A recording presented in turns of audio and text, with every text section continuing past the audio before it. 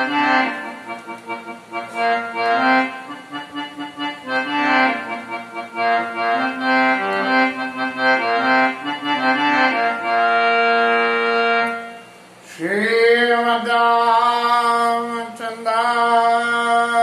नमः। श्रीरामचन्द्राय नमः। श्री सीतारामाय नमः। तेय बसर आए लखना मगना प्रेम आनंदा सन्माने प्रिय बचन कही रघुकुल कही अवचंद्र। कल के कथा विश्राम में वनवास की राज्याभिषेक की खबर को सुनकर रामचंद्र जी के पास लक्ष्मण भैया पधारे हैं और भगवान ने उनका समुचित आदर सम्मान किया है। और फिर बाज ने विविध विधाना पुर प्रमोद नहीं जाई बखाना। तरह तरह के बाजे बज रहे हैं, लेकिन पुर में जो लोगों में उत्साह है, जैसे रामचंद्र जी की बारात आती है या आगरा में उत्सव होता है तो सबको तो बारात कब है, सब बारात कब है। हालांकि कितने लोग राम जी के दर्शन करते हैं ये तो नहीं मालूम, लेकिन बारात में जितनी झांकियों के दर्शन लोग कर पाते हैं उसका बहुत क्रेज रहता है, खास करके बच्चे और महिलाओं में। बाज ने विविध विधाना पुर प्रमोद नहीं जाई बखाना। भरत सकल मनावई आबऊ बेग नयन फल पावई। सब लोग ऐसा आनंद मना रहे हैं कि भरत जी आ जाएं जल्दी से, क्योंकि बिना भरत जी के आए तो रामचंद्र जी राज्य सिंहासन पर बैठेंगे नहीं। इसलिए जब भगवान राम राज सिंहासन पर बैठेंगे तो हमारे नेत्रों को नेत्र मिलने का सारा फल मिल जाएगा। हाथ बात पुर गली स्वाई सक कहीं परस पर लोग लुगाई। और गांव में वो बाजारों में गलियों में हर लोग मिलके और ये बात कर रहे हैं आपस में कि भैया अब जी राम जी को राज्याभिषेक होने वाला है, कितने कितने आनंद का काम हो जाएगा। ऐसा कहते कहते आपस में क्या कह रहे हैं,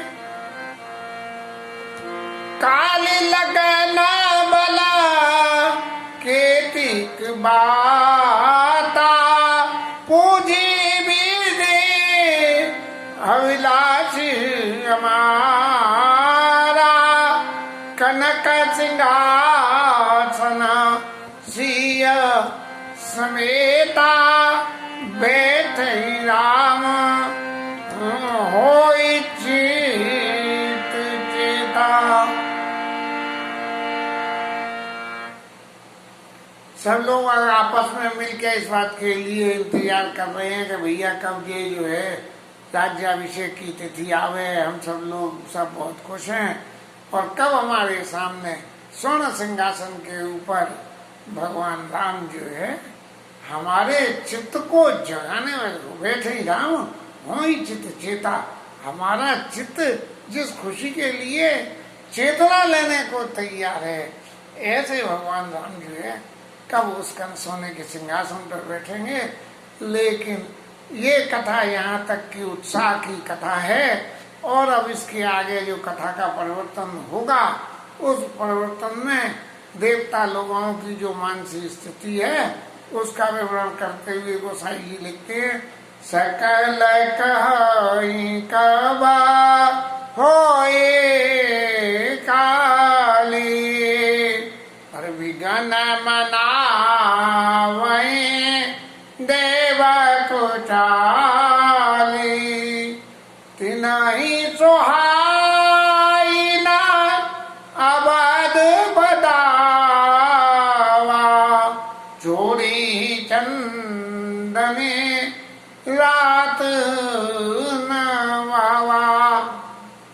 देवताओं के हृदय में तो कुलबुली होने लगी कि ये तो सारा राज्याभिषेक का प्रसंग हो गया है, हम तो बेमौती मारे गए। इतनी जो है वो भगवान की वंदना करी, उन्हें प्रकट करा, और ये भगवान महाराज तो जो है राज्याभिषेक पे बैठेंगे।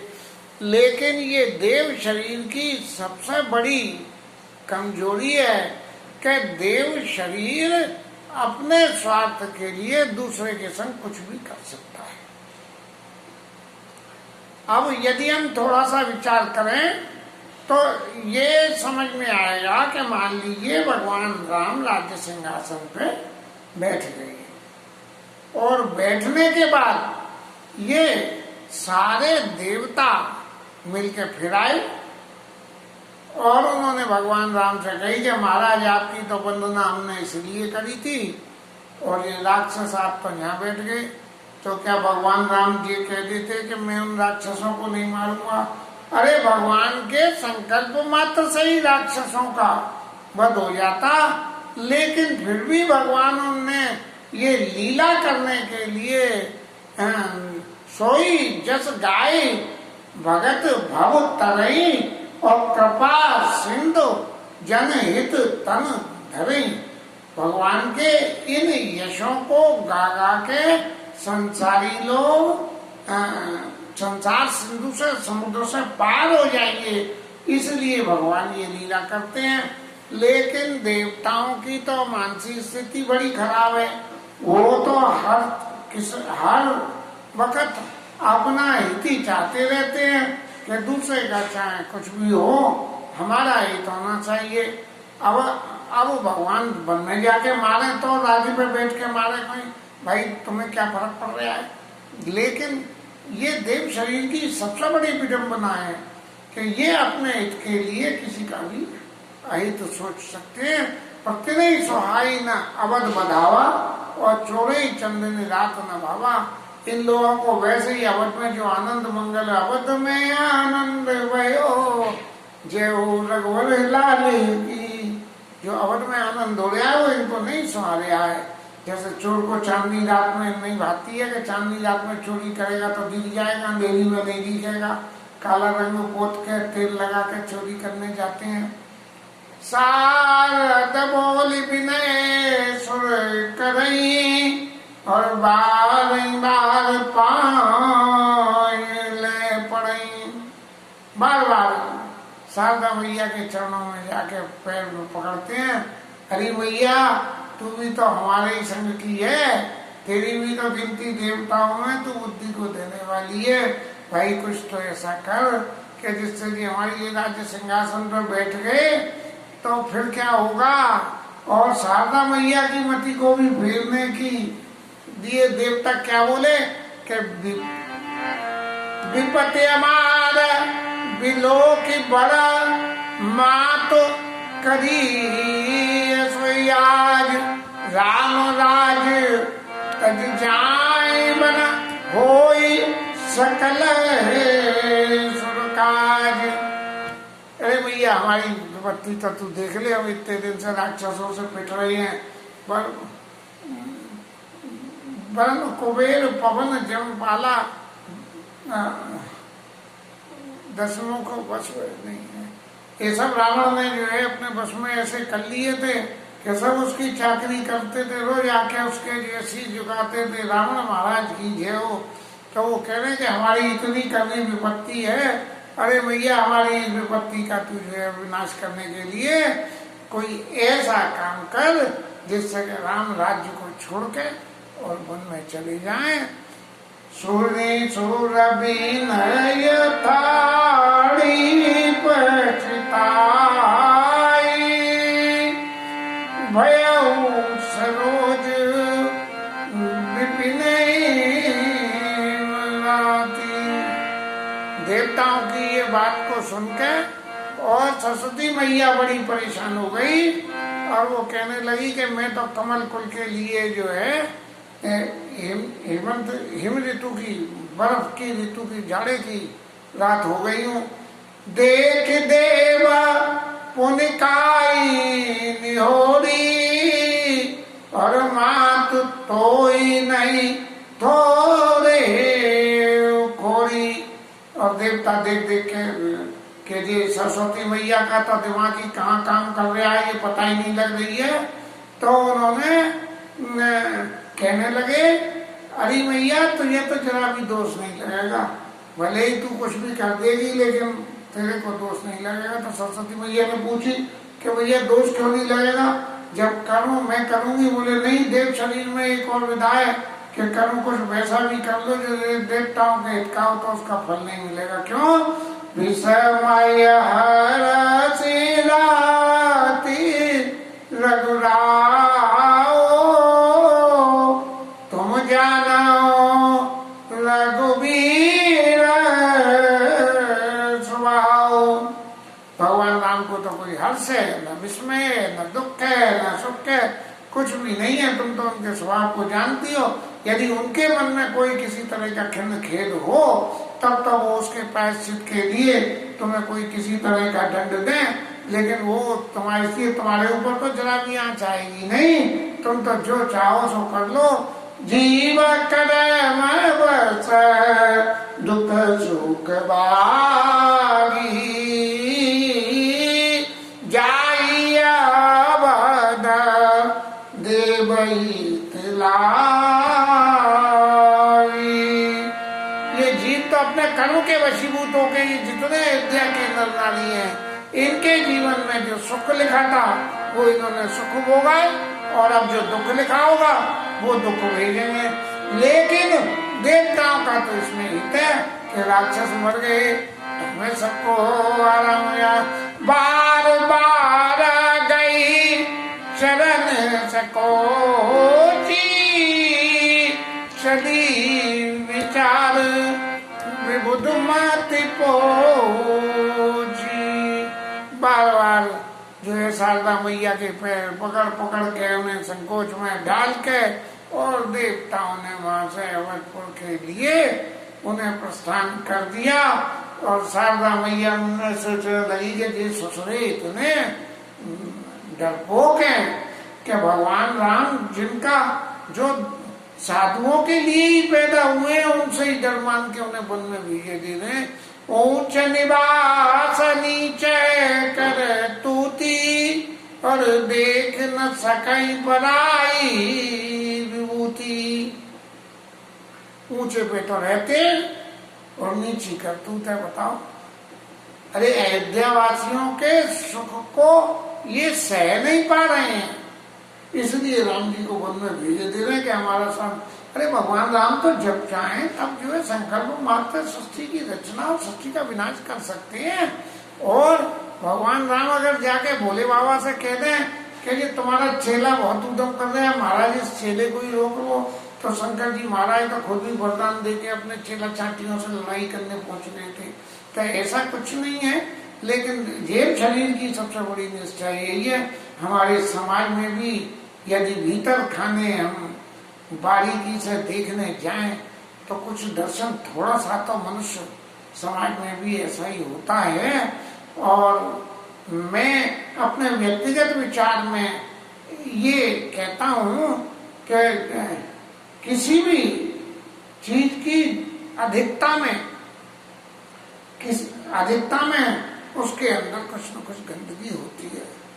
आप गंगा जी का जल कितना ही शुद्ध है, लेकिन गंगा जी के जल के तलैछे में जब जाओगे, समुद्र के तलैछे में जाओगे, किसी पैसा वाले के तलैछे में जाओगे, किसी बहुत गरीब आदमी के तलैछे में जाओगे, या किसी बहुत ऐसे व्यक्ति के नेताजी के तलैछे में जाओगे, किसी माने जो पब्लिक नेता है, जो खाली नाम के नेता हैं उनके लिए नहीं, जो चुनाव लड़े और मंत्री संतरी बने, वो नेता जो चुनाव लड़ने वाले,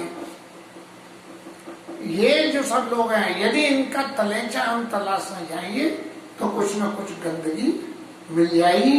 आदमी कितना भी ईमानदार हो, जब उस ईमानदार आदमी का तलेचा तलाशने जाओगे तो ये निश्चित रूप से मिलेगा कि देखो इसने यहाँ पे चाहे 1 पैसा की बेईमानी करी थी, लेकिन इसने बेईमानी करी थी। और इस बात को लेके मैं अपने ही ऊपर एक बात कहता हूँ कि इस जिंदगी को जिस ईमानदारी से मैंने मयूर अपार्टमेंट सोसाइटी में जिया था, और जब मैंने उसको छोड़ दिया तो फ्यूज बांधने के लिए जो तांबे के तार लाया था जो जल जल के बेकार हो गए थे, वो मैंने सोसाइटी में वापस नहीं करे, सब चीज वापस कर दिया, उसको कबाड़ में बेच दिया। हालांकि वो 100 रुपए का भी सामान नहीं था, लेकिन मेरी मनोदशा तो ये हो गई, यार तेल लगान दो, ये सब दूसरे क्या क्या कर रहे हैं क्या नहीं कर रहे हैं, धरा रहने दे साला विधि आएगा और कबाड़े की सामान है।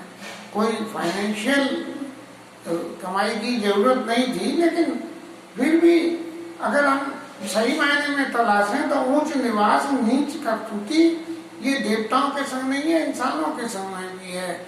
आगे काज विचार बहोरी और करियं चाह कुशल कभी मोरी।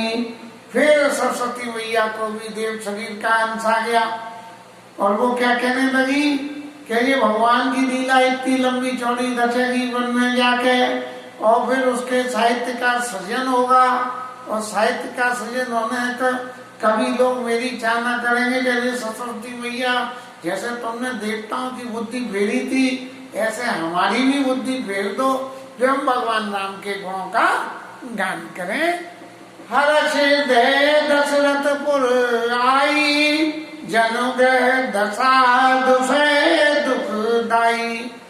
खूब हर्ष खुशी होके कि देवता तो अपना उल्लू सीधा कर रहे हैं, सब कर रहे हैं, लाभ मुझे भी अब तो अपना स्वार्थ सिद्ध करने दो, और अब मैं इस अवधपुर की लीला में विघ्न के लिए कुछ न कुछ सोचूंगी। नाम मंत्रा मंदमती चेली के कई के अयश पेटारी ताई कर गई गिरा मति फेर। जब आई और अयोध्या में घूमती रही और घूमते घूमते मंथरा को देखा उन्होंने। मंथरा की सबसे बड़ी खूबी एक थी, अयोध्या वासियों की मति को फेरना तो सरस्वती मैया के भी बूते में नहीं थी,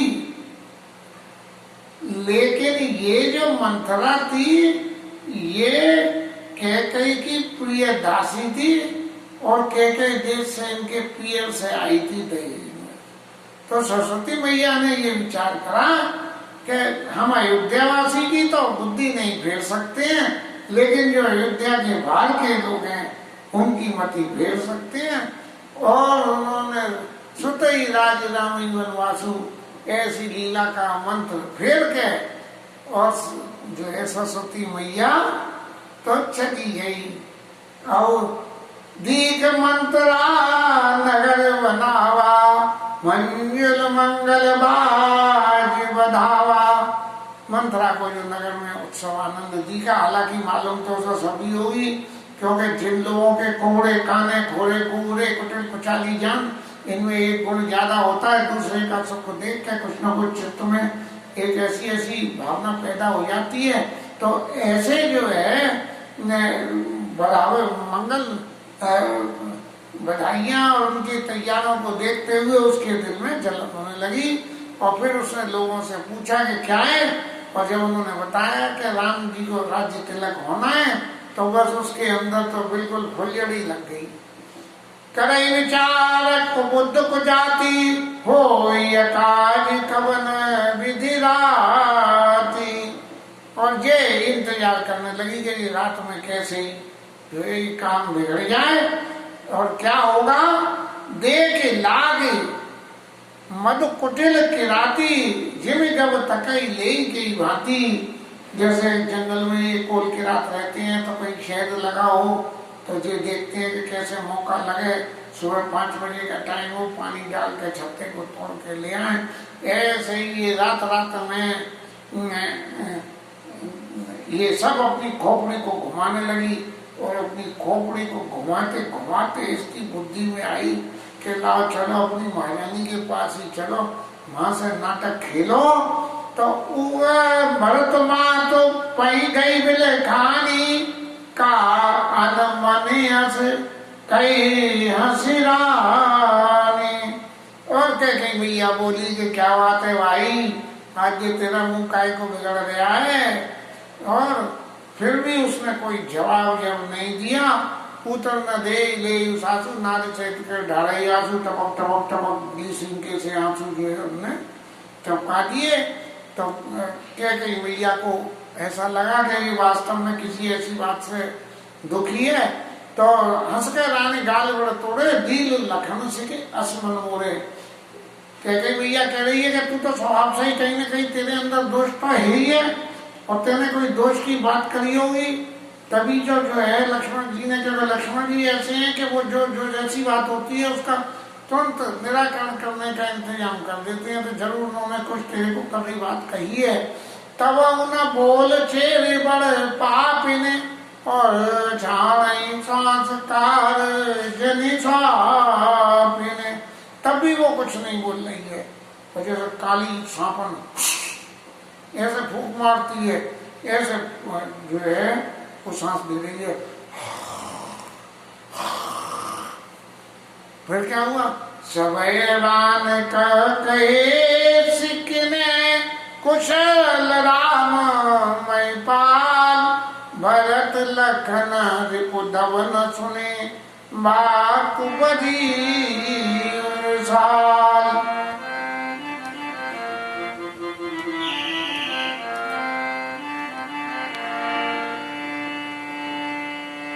अब जब जो है लंबी लंबी सांस ले और उद्यम करे तो उसे डर लग गया कि कहीं को क्या हुआ भैया, कोई अनर्थ हो गया क्या। और इसी उसमें उसने पूछी कि भैया सब लोग राजी खुशी तो हैं, सब लोग, किसी को कुछ हो तो नहीं है, कोई चोट फाट लग गई हो, कोई ऐसा खेल तो नहीं हो गया। कत सिख दे हमें कोई को माई, और डाल करब के ही कर बल पाई। अरे भैया हमें तो कौन, ये जो दीनता की बातें हैं सामने वाले को रिझाने के लिए, और हम भैया कौन के बूते, हम तो ठहरे नौकर आदमी, और हम कौन के बूते बैठ के जो है अपना अभिमान और सिर ऊंचा करेंगे। लेकिन हमें एक बात तो जरूर नजर आती है, और वो बात ये कि हमारा तो चाहे जो कुछ हो, लेकिन राम जी का जो कुछ आनंद होने वाला है उनके बराबर आज किसी का आनंद नहीं होना, क्योंकि उनको जो है राज्यपद राजन दे रहे हैं। भय कौशली विधि अति दायने, देखत गर्भ रहत उर नाइन। कौशल्या मैया के को विधाता ऐसा दायना हो गया, ऐसे उनके दिन फिर गए हैं कि वो राजमाता बन जाएंगी, और उनके चित्त में इस बात का बड़ा गर्व हो गया। कौशल्या मैया को तो कभी गर्व ही नहीं रहा, उन्होंने कभी राम को अपना पुत्र नहीं समझा, भरत को अपना पुत्र समझा, क्योंकि राम को अपना पुत्र नहीं समझा, भरत को अपना पुत्र समझा। देखो कस न जाई सब शोभा, जो अवलोकि मोर मन छुआ।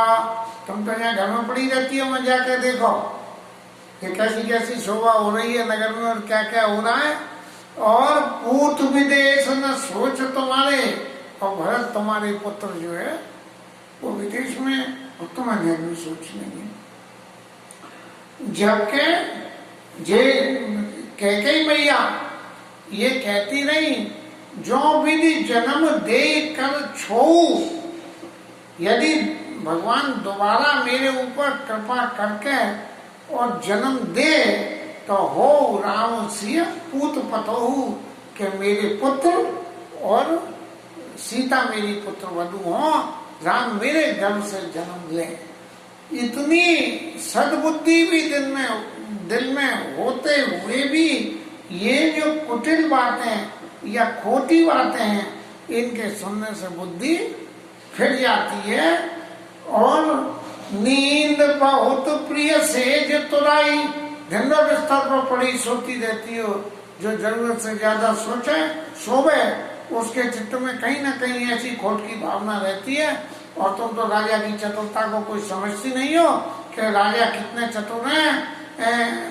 और बिल्कुल तुम तो एक पैसे भर भी नहीं, बिल्कुल लल्लू राम हो। सुन प्रिय बचन मलिन मन जानी, और झुकी रानी अब रहो। अरे रानी एक कुबड़ी चुप हो जा, मत बोले तू, ये तो बोलती बेसुरी है। ऐसा कहे पुनिया से कबाऊ कहे सी घर भोरी, और तब धन जीव कड़ा तोड़ी। और फिर कभी तेने ऐसा कही तो तेरी जीभ खिंचवा लूंगी।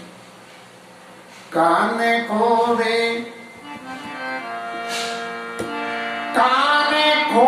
कुबरे, कुटिल कुचाली जान, तीय विशेष पुन छेरी का भरत मात मुस्कान। ये कोबड़े काने ये सब जो है कुटिल होते हैं, और ये सब लोग कुचालियां उल्टी सीधी बातें करते रहते हैं। और खास करके तो जो नौकर होते हैं वो इसलिए क्या वो मन में हंस दी। अब उसने तो अपनी ममता में उसको सुधारने के लिए कई बार, लेकिन इन बातों का असर मंथरा पे क्या हुआ, और फिर उसने कौन सी माया रची कि कई मैया की मति फिर गई। इसके चैत्र की व्याख्या आगे होगी। आज कथा का विश्राम। हरि नाम कीर्तन।